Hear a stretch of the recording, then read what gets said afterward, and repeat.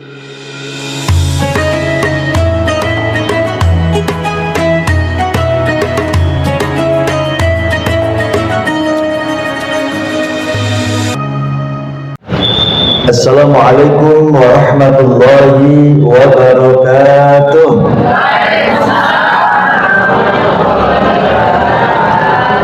Alhamdulillahilladzi faddala bani Adam bil ilmi wal amal ala jami'il alam. Wassalatu wassalamu ala Muhammadin sayyidil arabi wal ajam wa ala alihi wa sahbihi ya nabiyil ulumi wal hikam, amma ba'd. Yang sama-sama kita hormati dan kita muliakan takmir Masjid Al-Ikhlas Jalan Pemuda Kota Kediri beserta seluruh jajarannya. Yang sama-sama kita hormati dan kita muliakan pengurus Majlis Taklim Kurma, mulai dari jajaran pembinanya dan pengurus hariannya, serta bunda-bunda sekalian jamaah setia kajian yang diselenggarakan oleh Majlis Taklim Kurma yang bekerja sama dengan takmir Masjid Al-Ikhlas, baik yang hadir langsung di Masjid Al-Ikhlas ataupun yang mengikuti di channel-channel medsos milik Majlis Taklim Kurma, yang insya Allah semuanya dirahmati dan diberkahi oleh Allah Subhanahu wa Ta'ala. Apa kabar ibu-ibu semuanya? Sehat ya? Alhamdulillah. Kita doakan ya teman-teman kita barangkali yang sedang sakit, mudah-mudahan diberikan kesabaran dan cepat disembuhkan dari sakitnya. Kita doakan yang barangkali saat ini sedang ada kerepotan, dimudahkan segala urusannya, dicukupkan segala kebutuhannya, dan diberikan solusi dari masalahnya.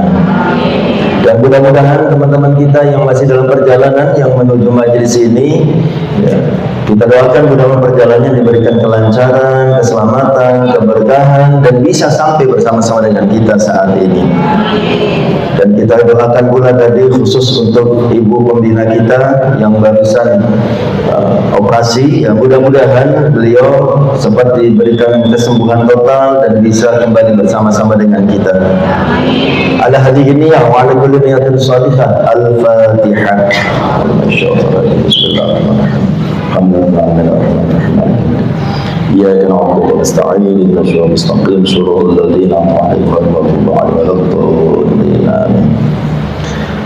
Baik, mudah-mudahan dirahmati Allah. Hari ini bagi yang pegang bukunya halaman 35 ya. Kita masih membahas bab 1 poin nomor 16 ya. Tentang dua nasihat. Nasihat tentang nafsu dan sabar. Di sini dikatakan di buku ini bahwa satu, nafsu dapat menyebabkan penguasa menjadi budak. Ya, nanti kita bahas. Ya. Nafsu dapat menyebabkan penguasa menjadi budak. Yang kedua, sabar bisa menyebabkan budak menjadi raja. Tidakkah engkau mengetahui tentang cerita Nabi Yusuf dan Zulaikha? Nabi Yusuf adalah putra Nabi Yakub yang sangat sabar. Nabi Yakub adalah putra Nabi Ishak yang sangat ramah. Dan Nabi Ishak adalah putra Nabi Ibrahim, kekasih Allah Subhanahu wa Ta'ala. Itu kalimat yang ada di buku itu. Sekarang kita bahas. Mudah-mudahan dirahmati Allah Subhanahu wa Ta'ala. Kata-kata ini ya, nomor 1 dan nomor 2 ini bukan hadis ya. Makanya tidak ada perawinya siapa. Ini bukan hadis. Ini adalah maqalatul ulama, perkataan ulama, kalimat hikmah yang disampaikan oleh ulama. Tapi nanti kita seperti biasa akan ya, sampaikan ayat dan hadis yang mendukung ya pernyataan ulama ini. Ya. Ini perkataan ulama, tapi insya Allah tidak bertentangan dengan Quran hadis. Baik. Jadi ini perkataan ulama yang dinisbatkan kepada para ulama salaf. Dan yang paling terkenal adalah dinukil oleh Ibnu Qayyim Al-Jauziyah. Kalimat ini sering dinukil oleh Ibnu Qayyim Al-Jauziyah dalam beberapa karyanya ketika menjelaskan tentang pengaruh syahwat dan sabar. Ya.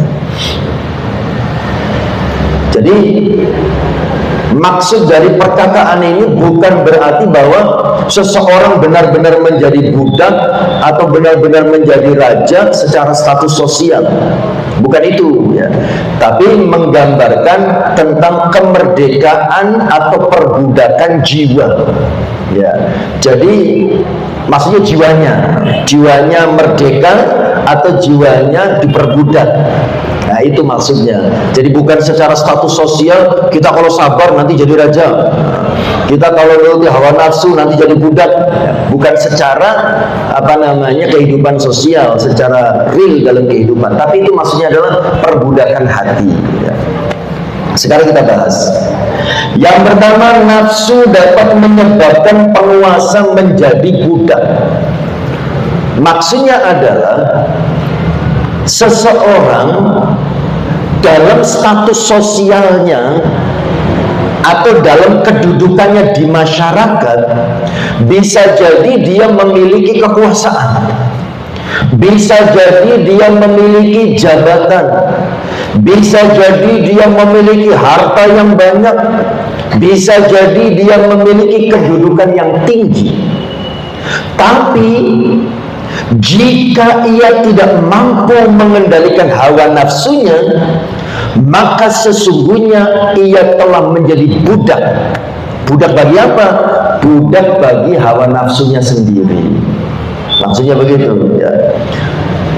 Jadi secara zahir, secara sosial, dia punya kedudukan yang tinggi, punya kehormatan, punya jabatan, tapi karena dia tidak mampu mengendalikan hawa nafsunya, maka dia statusnya menjadi budak. Budak bagi hawa nafsunya. Ya. Ia diperintah oleh syahwatnya terhadap harta. Syahwat itu keinginan, ya. Ya. Jadi orang, ya, kalau tidak bisa mengendalikan syahwatnya, mengendalikan hawa nafsunya terhadap harta, maka dia akan menjadi budak bagi harta. Orang sudah punya uang yang banyak, tapi karena dia tidak bisa mengendalikan hawa nafsunya, tidak bisa mengendalikan syahwatnya, maka dia akan menjadi budak bagi hartanya. Dia terus berusaha memperbanyak hartanya, sekalipun harus dengan melanggar syariat. Nah, itu namanya orang yang diperbudak oleh harta. Yang penting dapat banyak, tidak peduli halal haram, tidak peduli menyakiti orang, tidak peduli melanggar aturan. Pokoknya yang penting bagaimana caranya bisa dapat uang yang banyak. Ya. Nah, akhirnya konangan kayak kemarin itu, ya. Coba dulu kan ada brankas tingginya 2 meter gitu, ya. Isinya emas 70 berapa? 4 kilo dengan uang ratusan miliar gitu. Ya 500-an miliar. Itu padahal kan makan itu kan paling cuma 1 piring, ya. Masya, itu namanya dia diperbudak oleh hawa nafsunya. Ya, karena syahwatnya terhadap harta, ya, maka dia diperbudak oleh hawa nafsunya. Atau contoh lain di sini bagi laki-laki, syahwat wanita, ya, dia tidak bisa mengendalikan hawa nafsunya terkait dengan lawan jenis, ya. Maka bagaimana caranya dia bisa memperturutkan hawa nafsunya sekalipun dengan melanggar syariat? Ya. Istrinya cuma satu memang, ya. Satu di sini, satu di sana, satu di sana, gitu, ya. Cuma satu, ya. Orangnya setia, setiap tikungan ada, gitu. Nah, itu syahwat, ya, terhadap wanita, ya. Maka bagaimana cara dia memperturutkan syahwatnya, dia lakukan apapun, ya. Nah, akhirnya dia menjadi budak, padahal dia orang kaya, padahal dia orang terhormat, padahal dia orang yang terpandang, tapi hakikatnya dia menjadi budak dari hawa nafsunya, ya. Syahwat terhadap kekuasaan, ya. Dia sudah berkuasa, ya, tapi terus berusaha bagaimana cara agar tetap berkuasa, sekalipun harus dengan melanggar aturan. Undang-undangnya dirubah, gitu ya, supaya dan seterusnya. Nggak usah panjang-panjang lah kalau yang masalah begini, ya. Agak nyerempet jurang masalahnya, ya. Syahwat pujian, syahwat popularitas, ya. Lah itu, ya. Dia sebetulnya cantik, dia sebetulnya ganteng, tapi dia belum bahagia rasanya kalau belum mendapatkan validasi dari orang lain, belum mendapatkan pengakuan dari orang lain. Akhirnya bagaimana caranya supaya orang mau minimal like, subscribe, gitu. Akhirnya dia melakukan berbagai macam cara, ya. Sekalipun harus dengan melanggar syariat, yang penting ada yang memuji, yang penting popularitasnya naik. Seperti sekarang ini ada lagu yang lagi bikin heboh itu, ya. Ya, sekarang lagi apa namanya? Lagi dituntut sama Yakuza Maneges. Pernah dengar? Ormas baru. Ternyata itu luar biasa itu ormas itu. Ya, saya melihat itu gerakannya amar ma'ruf nahi mungkar yang sangat real, konkret. Ya. Dan tidak peduli kalangan manapun, mohon maaf.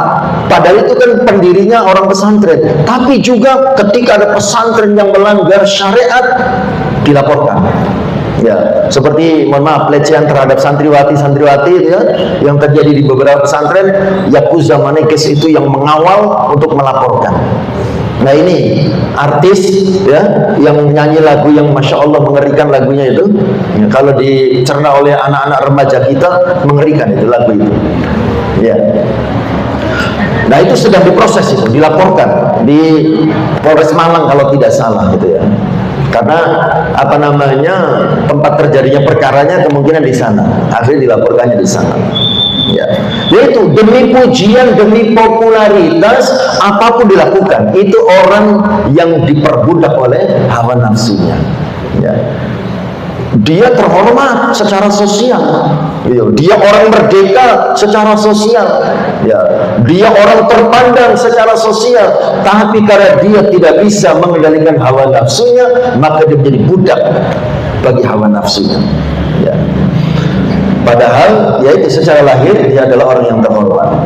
Allah berfirman, nah ini dalilnya yang sesuai dengan pernyataan ini. Dalam surah Al-Jathiyah ayat 23. Al-Jathiyah ayat 23. Afara'aita man ittakhadha ilahahu hawa. Maka pernahkah engkau melihat orang yang menjadikan hawa nafsunya sebagai Tuhannya? Ya, berarti Tuhan itu kan yang menguasai. Tuhan itu kan arti yang menyuruh. Tuhan itu kan arti yang memerintah. Nah, ada orang menjadikan hawa nafsunya sebagai Tuhannya. Artinya dia manut, dia mengikuti apapun yang diperintahkan oleh hawa nafsunya. Al-Jathiyah ayat 23. Jadi ayat ini menunjukkan bahwa orang yang selalu mengikuti hawa nafsunya seakan-akan, ya, hawa nafsunya itu sebagai sesembahannya, hawa nafsunya itu sebagai Tuhannya. Dia menyembah, dia menghamba, dia manut, dia taat terhadap hawa nafsunya. Nah itu Allah sudah mengingatkan kita, ya, ada orang-orang yang mempertuhankan hawa nafsunya. Apa yang dikatakan oleh hawa nafsunya dia ikuti, ya. Dulu pernah kita bicarakan definisi hawa nafsu itu, ya, kalau nggak salah, ya. Hawa nafsu itu keinginan untuk melakukan sesuatu yang menyenangkan tanpa mempertimbangkan baik buruk benar salah. Itu namanya hawa nafsu. Keinginan untuk melakukan atau mendapatkan kesenangan tanpa memperhatikan baik benar buruk, baik benar, kenapa tadi? Baik buruk benar salah, masya Allah. Ya, baik buruk atau benar salah itu tidak jadi bahan pertimbangan. Yang penting senang, ya. Yang penting happy. Tidak peduli melanggar aturan, tidak peduli melanggar syariat, tidak peduli menzalimi orang dan seterusnya. Itu hawa nafsu. Ya, keinginan untuk mendapatkan atau melakukan kesenangan tanpa mempertimbangkan ya, baik buruk benar salah. Ya, itulah hawa nafsu. Ya. Kemudian kalau dalam hadis Rasulullah SAW bersabda, hadis riwayat Imam Muslim, huffatil jannatu bil makarihi wa huffatin naru bis syahwat. Huffatil jannah, surga dikelilingi bil makarihi, oleh hal-hal yang tidak disukai. Wa huffatin naru bis syahwati, sedangkan neraka dikelilingi oleh hal-hal yang menyenangkan. Ya. Apa maksud dari hadis ini? Ya. Makna hadis ini adalah bahwa jalan menuju surga, ya tadi surga dikelilingi oleh hal-hal yang tidak disukai. Ya. Itu tidak disukai oleh siapa? Tidak disukai oleh hawa nafsu. Ya. Surga dikelilingi oleh hal-hal yang tidak disukai oleh hawa nafsu. Sedangkan neraka dikelilingi oleh berbagai hal yang menyenangkan hawa nafsu. Ya. Nah, maknanya artinya jalan menuju surga itu dipenuhi oleh hal-hal yang terasa berat bagi hawa nafsu. Ya. Jalan menuju surga itu dipenuhi oleh hal-hal yang terasa berat bagi hawa nafsu. Contohnya apa? Bangun malam untuk sholat tahajud. Itu kan hawa nafsu kita berat itu. Hawa nafsu pengennya apa? Tidur. Ya, apalagi musim dingin begini kan begitu ya. Ya pengennya mancal selimut, kan begitu ya. Nah itu hawa nafsu pengennya tidur. Ya. Makanya jalan menuju surga itu dikelilingi oleh hal-hal yang berat bagi hawa nafsu. Ya. Tapi bagi hati yang beriman enteng, gitu ya. Orang kalau sudah jatuh cinta, ya. Masih ingat ketika kita jatuh cinta, man ahabba syai'an fahuwa abduhu. Barang siapa mencintai sesuatu, dia akan siap menjadi hambanya. Man ahabba syai'an fakathura dzikruhu. Barang siapa mencintai sesuatu, maka dia akan sering menyebutkannya. Ketika cinta kita ditujukan kepada Allah Subhanahu wa taala, maka malam hari yang dingin sekalipun kita bangun untuk ketemu yang dicintainya. Ya. Sekalipun pacarnya rumahnya harus melewati kuburan, hujan deras, kan begitu ya, di WA, Mas tolong belikan bakso dong. Siap. Wah. Kenapa? Cinta. Nah, cinta itu sesuatu yang licin tapi nyata. Itu berangkat. Kenapa? Cinta. Ya, makanya ya, surga dikelilingi oleh hal-hal yang berat. Berat bagi apa? Bagi hawa nafsu. Tapi ringan bagi hati yang beriman, ya. Karena hati yang beriman itu dipenuhi oleh cinta, ya, kepada Allah Subhanahu wa taala. Contoh lagi, ya, hal-hal yang tidak disukai oleh hawa nafsu, ya. Padahal ini jalan menuju surga. Apa itu? Menahan amarah saat dihina, menahan amarah saat dibuli, menahan amarah saat dizolimi. Ya. Itu kan menahan amarah kan berat, Bu, ya. Ya, padahal itu jalan menuju surga. Apa kata Rasulullah? La taghdab walakal jannah. Jangan marah, nanti kamu dapat surga. Tapi itu kan berat gitu ya. Ya. Kita disinggung sedikit aja, opo-opo. Nah, gitu ya, langsung ya. Sampai ini ku sopo? Wani-wani ngiling aku iki. Wah. Menahan amarah itu berat. Ya. Nah, kemudian yang ketiga contoh lagi ya. Menutup aurat dengan sempurna meskipun cuaca panas. Ya, ketika musim panas itu kan bajunya banyak jendelanya kan gitu ya. Kenapa tuh banyak jendela? Bed ISIS gitu. Nah, bagaimana tetap menutup aurat dengan sempurna sekalipun cuaca panas? Ya, sekalipun cuacanya dingin atau apapun, pokoknya tetap sempurna di dalam menutup aurat. Ya, nah itu kan berat untuk hawa nafsu, ya. Tapi untuk hati yang beriman itu ringan. Bersedekah, ya, ketika sebenarnya dia ingin menyimpan harta. Jadinya aku pengen nabung ini untuk masa depan gitu ya. Tapi ini kok takmir masjid ngerti ya, aku duit gitu. Nah itu kan berat gitu ya. Masjid mau mengadakan kegiatan seumpamanya gebiar Ramadan. Sebelum Ramadan takmir ini mengintai siapa sih lagi ada duitnya. Takmir mengerti ya, aku duit gitu ya. Nah itu lagi pengen nabung buat lebaran, tiba-tiba takmir datang. Nah ini berat bagi hawa nafsu, tapi ringan bagi hati yang beriman ya. Kemudian apa lagi contohnya? Menahan pandangan dari hal-hal yang haram ya, berat itu. Ya Allah, mumpung lewat Ustaz gitu ya. Kapan lagi bisa ngelihat gitu. Seumpama kan gitu ya. Ada Arya Saloka lewat. Wah, gitu ya. Ibu kan sekarang lagi pada gandrung dengan Arya Saloka ini ya. Nah, kemudian ya, berikutnya bersabar menghadapi pasangan. Bersabar menghadapi anak, bersabar menghadapi mertua, bersabar menghadapi tetangga, bersabar menghadapi teman kajian, itu berat. Ya, gini apa gini? Hawanya itu, begitu ya. Pengennya ngelabrak aja kan begitu ya. Berat bagi hawa nafsu, tapi itu jalan menuju surga. Ya, makanya surga dikelilingi oleh sesuatu yang berat, sesuatu yang dibenci, sesuatu yang tidak menyenangkan bagi hawa nafsu ya. Tapi bagi hati yang beriman enteng ya. Allah Subhanahu wa ta'ala berfirman ya.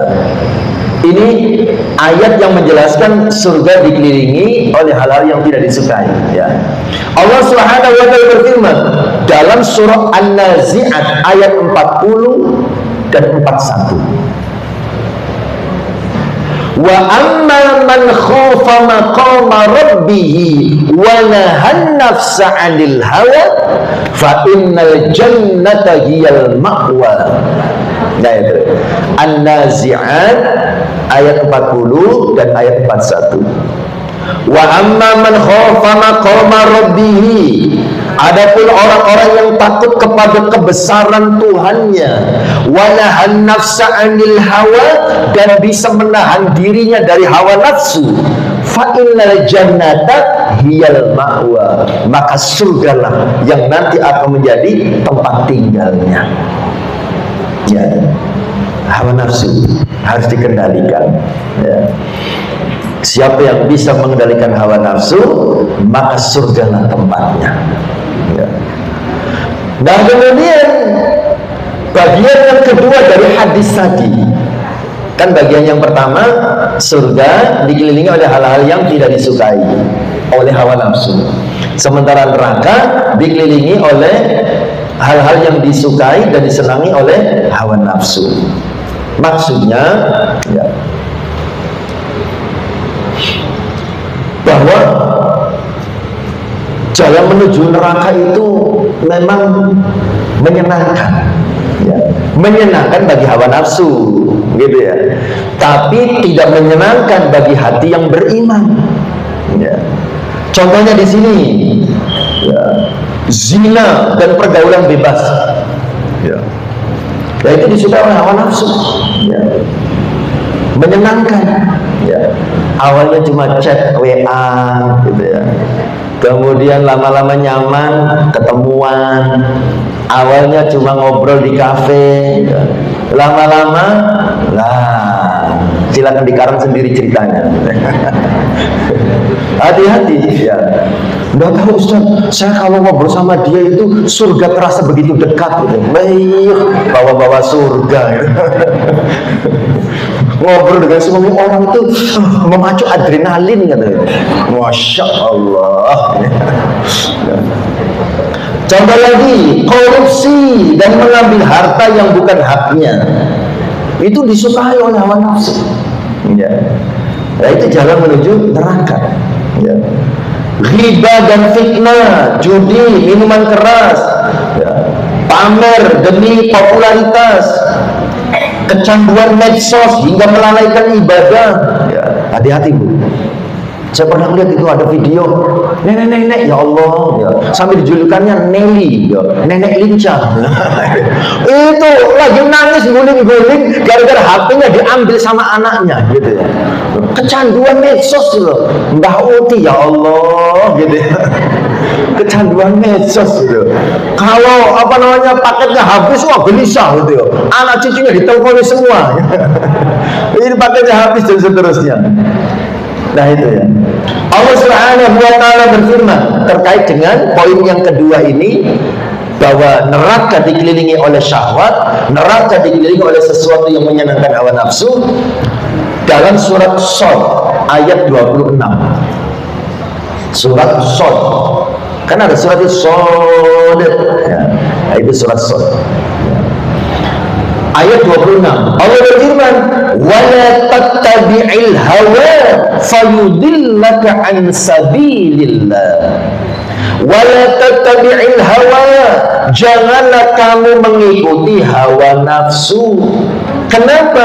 Fayudillaka an sabilillah, karena hawa nafsu akan menyesatkanmu dari jalan Allah.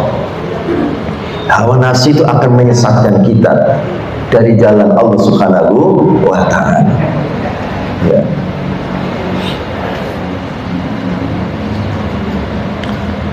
Baik, kita kembali ke masalah utama. Masalah utama, perkataan nafsu dapat menyebabkan penguasa menjadi budak. Ya.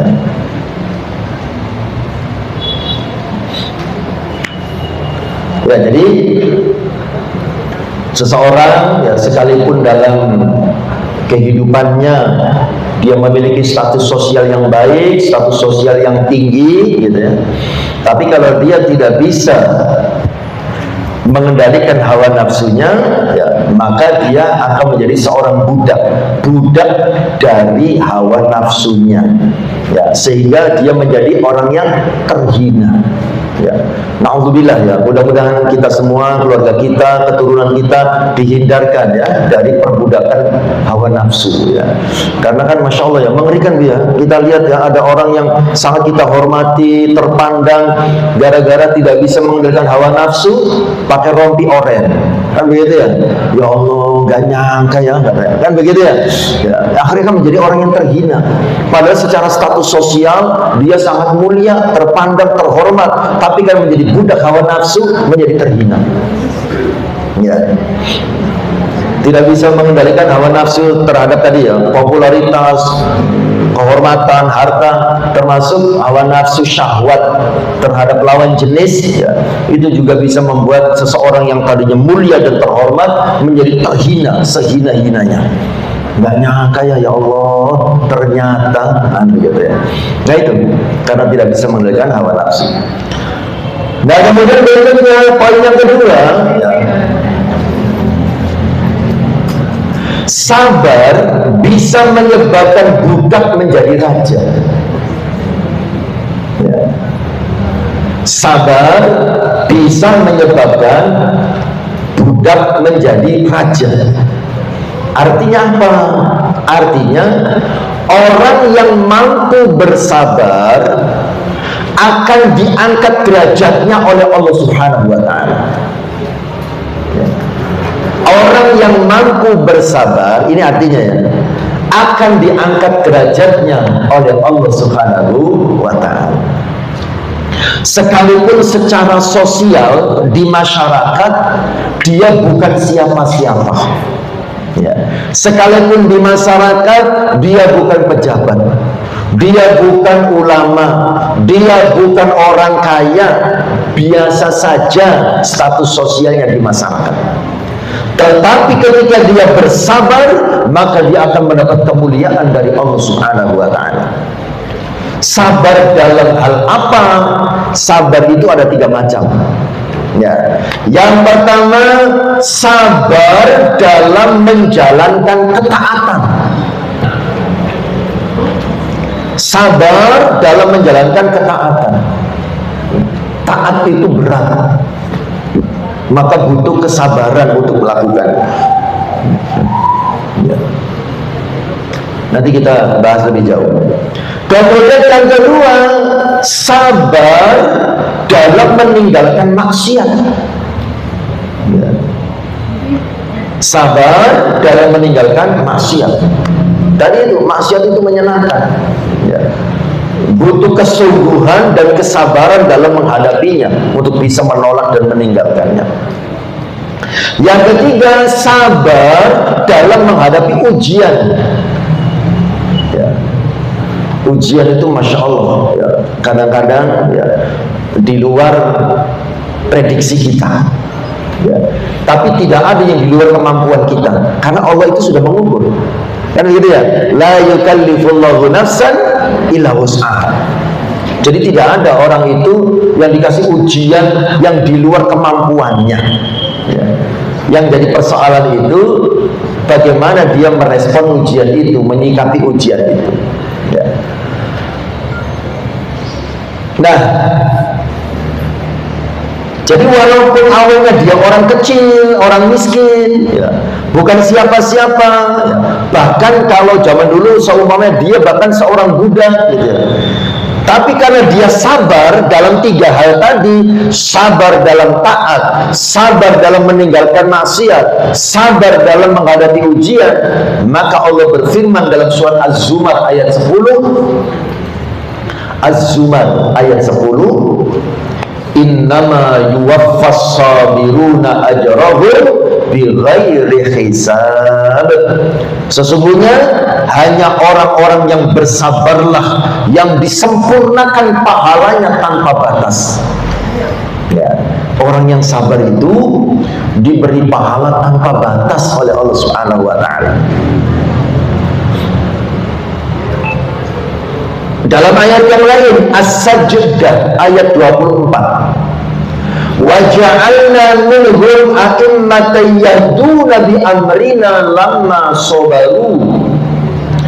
Kami jadikan di antara mereka pemimpin-pemimpin yang memberi petunjuk dengan perintah kami ketika mereka bersabar. As-Sajdah ayat 24. Ya.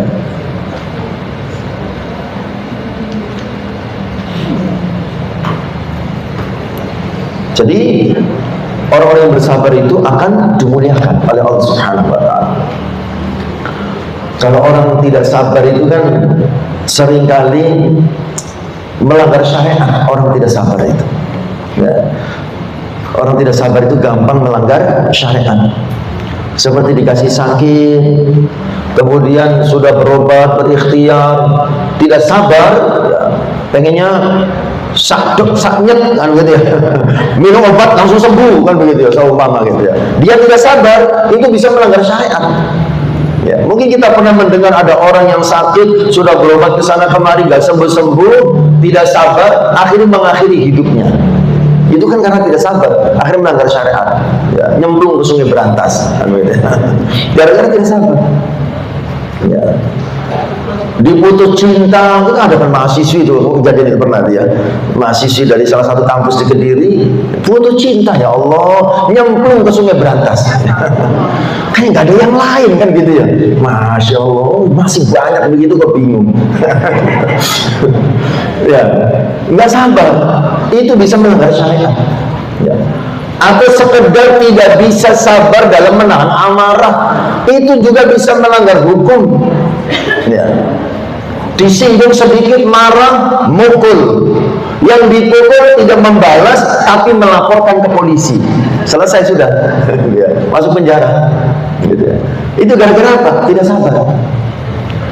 Suami tidak sabar terhadap masalah rumah tangga, kemudian dia mengeluarkan kalimat yang bisa menyebabkan jatuhnya talak. Ada konsekuensi hukum. Ya. Menang, gak menang tak pulangkan ke rumah orang tuamu. Nah, gitu. Mungkin pernah mendengar kalimat itu. Itu kalau dalam bahasa fikih itu kalimat kinayah, kalimat kiasan yang bisa menyebabkan jatuhnya talak. Menang, ngomong aja, gak menang tak pulangkan kamu. Itu bisa jatuh talak itu. Ya, kalimat seperti itu. Nah itu sabar. Tapi tenang.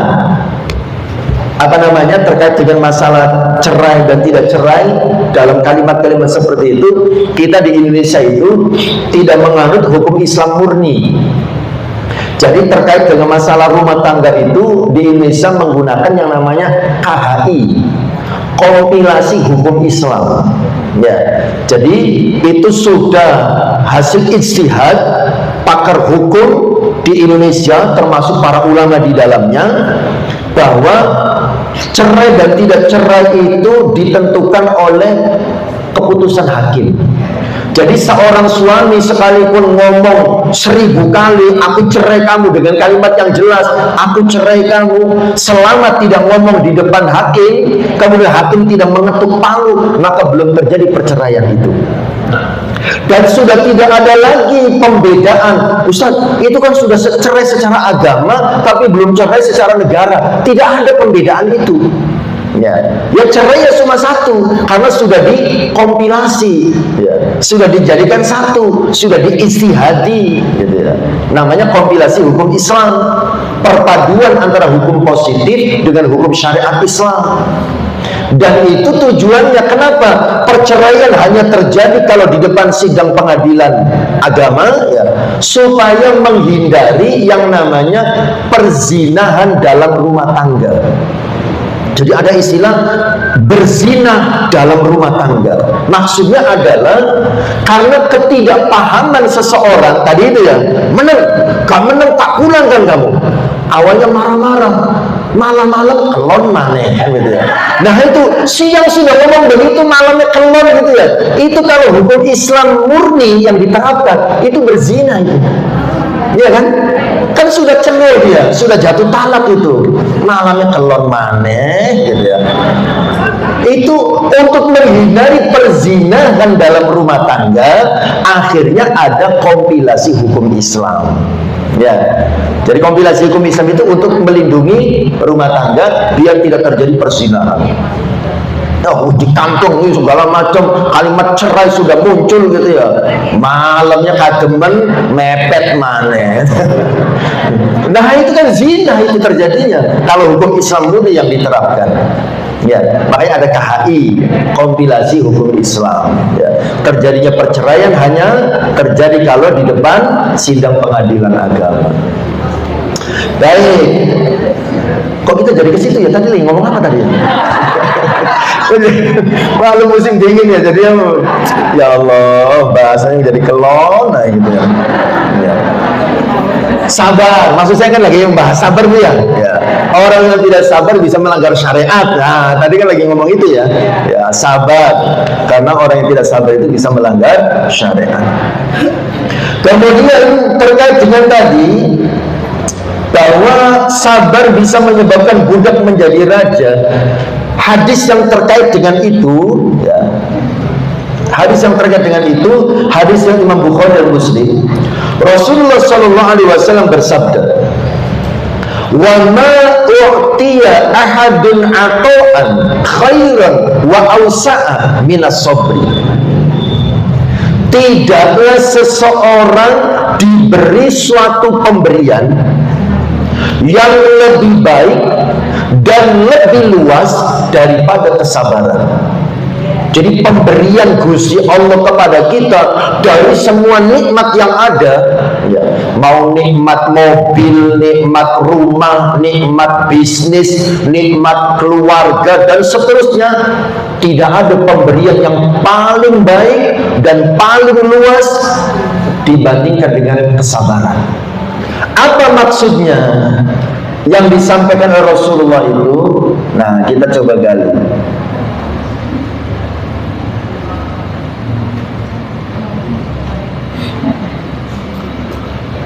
Tidaklah seseorang diberi suatu pemberian yang lebih baik dan lebih luas daripada kesabaran. Makna dari kalimat ini, tidaklah seseorang diberi suatu pemberian, ya, artinya Allah itu kan memberikan banyak anugerah kepada kita. Ada harta, ada kesehatan, ada ilmu, ada kedudukan, ya. Tapi Rasulullah SAW menyatakan bahwa di antara seluruh nikmat tadi, ada satu nikmat yang paling besar, yaitu sabar. Jadi kalau orang diberi sabar dalam hatinya, ya, maka itu orang mendapatkan anugerah terbesar dari Allah Subhanahu wa Ta'ala.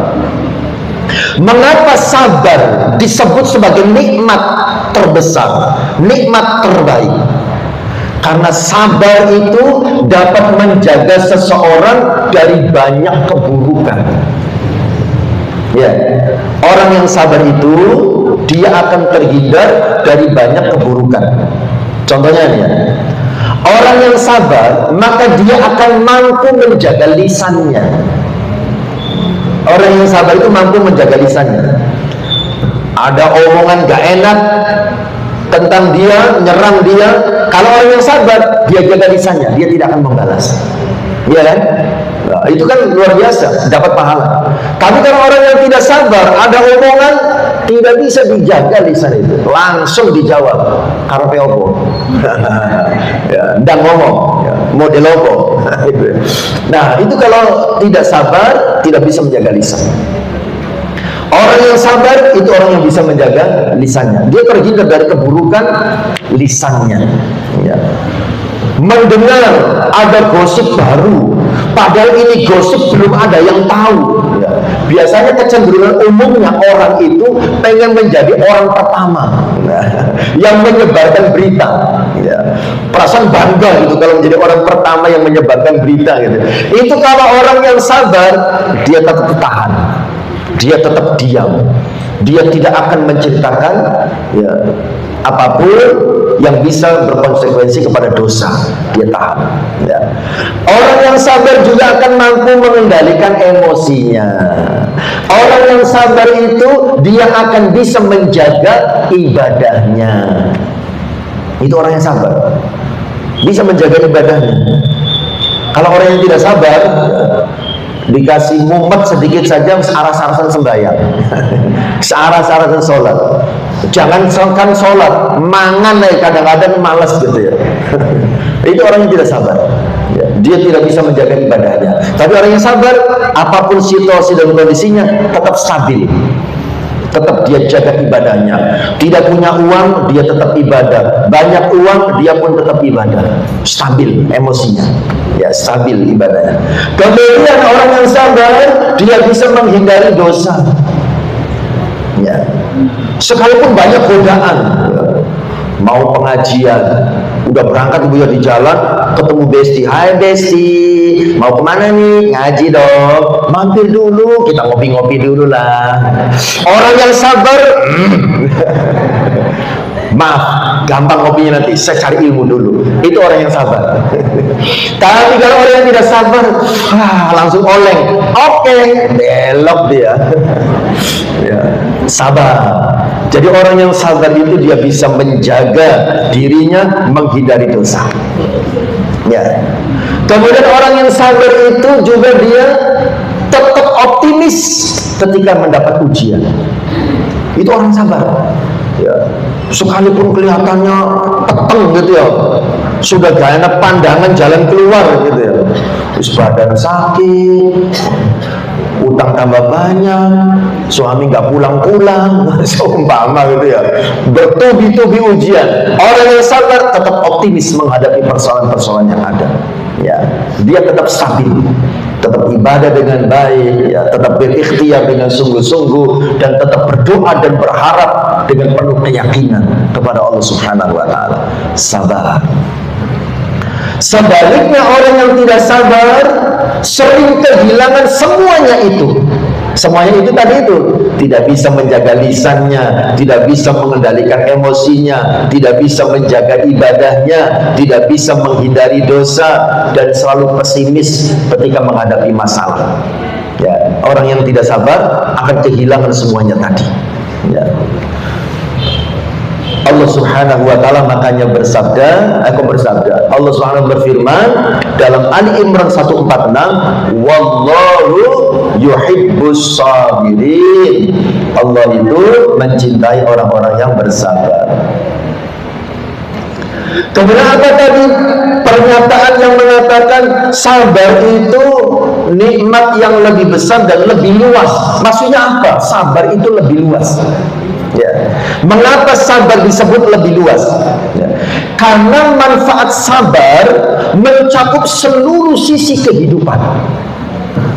Manfaat sabar itu mencakup seluruh sisi kehidupan. Ya. Dalam ibadah, orang yang sabar akan istiqomah. Ya. Orang yang sabar itu dia akan istiqomah dalam ibadahnya. Istiqomah sholat, istiqomah puasa, istiqomah baca Quran, dan istiqomah beramal soleh yang lainnya. Itu orang yang sabar akan membuat dia istiqomah dalam ibadah. Kalau orang yang tidak sabar ya tadi itu, ya, ada masalah, gelundang, gelundung, kan gitu ya, di tempat tidur, aras-arasan sembarang gitu ya. Jangankan sholat, ya, korah-korah ya gak diurusi gitu ya, cucian kotor ya, numpuk ya, dan seterusnya. Orang yang sabar istiqomah ya dalam ibadah. Dalam keluarga, contoh dalam keluarga, ya, kita sedang menjelaskan kenapa sabar dianggap nikmat yang lebih luas. Karena manfaat sabar itu mencakup semua sisi kehidupan. Contohnya dalam ibadah, orang yang sabar dia tetap akan istiqomah ya, dalam ibadahnya. Dalam keluarga, orang yang sabar bisa menjaga keharmonisan rumah tangga ya. Orang yang sabar itu bisa menjaga keharmonisan rumah tangga. Ada masalah tidak gampang meledak ya, dibicarakan baik-baik ya, dicoba ya, diikhtiari bagaimana caranya supaya masalah itu bisa selesai, menemukan win-win solution, dan begitu ya, tidak langsung langsung ngambil keputusan ya tanpa ada pertimbangan. Sabar itu bisa menjaga keharmonisan rumah tangga. Nah, kemudian masih contoh dalam rumah tangga, seorang istri yang sabar ya, dia bisa memahami kekurangan suaminya ya. Jangan suka ya, membandingkan apa yang ada pada suami dengan apa yang ada pada suami orang ya. Nanti akan tidak sempurna apa yang kita lihat ya. Nah, istri yang sabar dia bisa ya, memahami kekurangan suaminya. Termasuk begitu pula seorang suami ya, yang sabar ya, maka dia akan mampu membimbing keluarganya. Segala kekurangan dan kelebihan itu bisa diterima. Makanya mudah-mudahan dirahmati Allah, salah satu kunci rumah tangga agar sakinah itu kan artinya tenang gitu ya.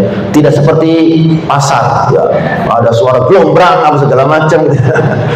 Biar rumah tangga itu sakinah, tumbuhkan rasa saling, bukan rasa paling ya, saling menghargai, saling menghormati, saling mengisi, saling menutupi kekurangan, saling mengingatkan, saling membantu, saling menyayangi, saling, bukan rasa paling merasa benar, paling merasa hebat, paling merasa berjasa. Nah, kalau yang ditumbuhkan rasa saling, insya Allah ya, sakinah, mawaddah, warahmah, tidak hanya di dunia tapi sampai di surganya Allah Subhanahu wa Ta'ala. Tapi kalau muncul rasa paling, nah itu bahaya ya, hidup rumah tangga akan pecah berantakan di tengah jalan. Contoh sabar dalam pekerjaan. Ya, kan tadi sabar itu nikmat yang lebih luas. Ya. Sabar dalam pekerjaan artinya sabar menghadapi tekanan pekerjaan. Ya. Tidak mudah menyerah, tidak mudah putus asa. Jadi dalam pekerjaan itu kita butuh sabar. Sabar itu maknanya bisa juga dimaknai bertahan. Sabar itu, ya, sabar itu bertahan. Mohon maaf, banyak orang yang baru memulai bisnis kemudian langsung berhenti, itu biasanya karena tidak sabar. Ya. Baru buka sehari, 2 hari, seminggu, nggak ada yang beli, sudah tutup. Ya, itu tidak sabar. Coba perhatikan perusahaan-perusahaan besar ketika mengenalkan produk barunya. Ya, itu dengan penuh ketekunan, dengan penuh kesabaran beriklan, ya kan? Kadang-kadang satu produk baru iklan dalam satu acara itu berkali-kali muncul. Ya. Iklan itu mana, itu lagi mana? Ya. RCTI rame-rame cerita terus iklan. Wah, gitu. Iklan ya seumpamakan begitu ya. Ya. Nah itu dalam rangka apa? Ya. Produk yang baru diluncurkan, ya, agar bisa diminati oleh masyarakat, itu perlu penanaman di alam bawah sadar orang. Jadi setiap hari muncul, kamu akan terekam di sini. Sama, seumpama kita buka jualan martabak mini di salah satu jalan, ya, buka martabak mini, ya. Sehari 2 hari tidak ada yang beli, sabar. Karena orang yang lewat itu setiap hari melihat, itu merekam di memori bawah sadarnya. Saat itu belum butuh. Satu ketika butuh, dia pulang kerja, anaknya nangis. Kenapa? Itu teman saya makan makanan lucu, ya, ternyata martabak mini. Apa itu martabak mini? Tapi nggak tahu belinya di mana. Bapaknya langsung, oh itu di sana. Wah, saya biasa pulang kerja ada di perempatan. Pas ke sana tutup. Lah, gitu ya. Butuh kesabaran. Sabar, ya ditelaten.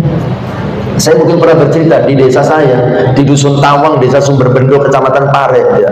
Ada orang jualan fried chicken kampung, ya, ayam goreng gitu ya. Itu dari saya masuk dusun itu tahun 2016 sampai hari ini 2026, berarti 10 tahun, itu masih ada dan semakin besar semakin ramai. Padahal dulu itu rombongnya kecil, palingnya jualan paling cuma 1 kilo ayam, tapi sekarang itu dari pagi sampai sore itu dia buka, banyak pembelinya.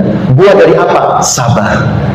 Sementara ya, ayam goreng yang lainnya itu sudah nggak ada, itu sudah pada tutup, dia masih ada di situ. Buah dari sabar. Ya. Jadi sabar itu bisa dimaknai kemampuan bertahan, ya, dalam menghadapi, ya, situasi apapun pada saat dia berikhtiar, kemampuan bertahan, ya, itu sabar. Dalam dakwah contohnya sabar ketika menghadapi penolakan, sabar ketika menerima kritik, sabar ketika menghadapi ujian, ya. Jadi semua bidang kehidupan itu membutuhkan sabar. Makanya manfaatnya sabar disebut lebih luas. Nikmat yang manfaatnya lebih luas adalah sabar, karena dia masuk dalam segala sisi kehidupan kita. Sabar. Time is over. Waktunya habis. Mohon maaf ibu-ibu, saya cuma bisa sampai jam ini. Saya hari ini mau ada undangan dari Kemenang, ya. Jadi ini membicarakan tentang kita. Jadi di Kabupaten Kediri dan Kota Kediri itu sekarang ada forum komunikasi Majelis Taklim. Ya, sedang dibentuk forum komunikasi Majelis Taklim, dan semua unsur ormas yang ada, ya, ada NU, ada MU, itu semuanya diundang gitu ya. LDII gitu ya, semuanya diundang gitu ya. Semua diundang, majelis diundang, ya, perwakilan-perwakilannya untuk membicarakan, ya, supaya Majelis Taklim itu damai. sejuk, tidak saling menyalahkan, dan seterusnya dan seterusnya. Nah, ini saya dapat undangan untuk hadir di Kemenag Kabupaten, ya, di Katang sana. Jam 8:30 sebetulnya undangannya.